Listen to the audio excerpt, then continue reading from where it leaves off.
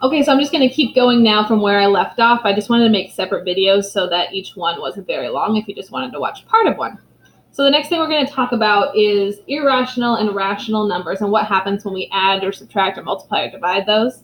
So if you had an irrational number plus a rational number, so remember, irrational means it's some sort of decimal that keeps going with no repeating action, it just keeps going and going with no pattern and no repeating.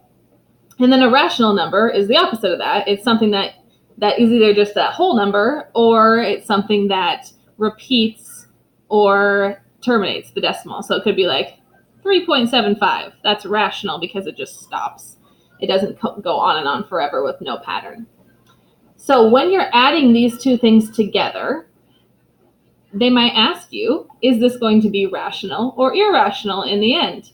And so if you write out an example to yourself like this, you can see that when I add these two together, I'm still going to have this long string of decimals even after I add. So let me just stack these up. 3.75 plus 3 or 0.3475319, and this just keeps going. I can't write it forever.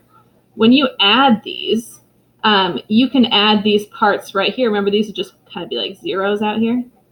So I could add these parts, but I'm still going to have this 75319, and all of those other things are still going to be there.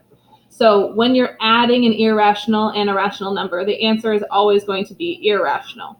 You didn't get rid of the irrational part.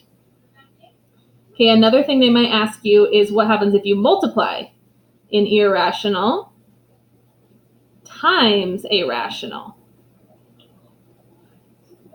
So we could use the same example right here. If I multiply these two things on the calculator, you would get some big irrational number because of all of this.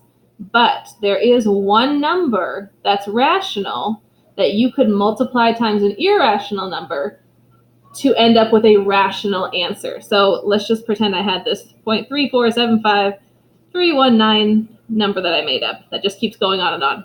There is something I could put right here that when I multiply it together, it becomes rational. And what that thing is 0. 0 is a rational number. And if I multiply anything times 0, we know that the answer is 0, which is rational. So when you're multiplying, there is a way to end up with a rational number if you use 0. So again, I'm going to stop this video, and I will make another one for the next part.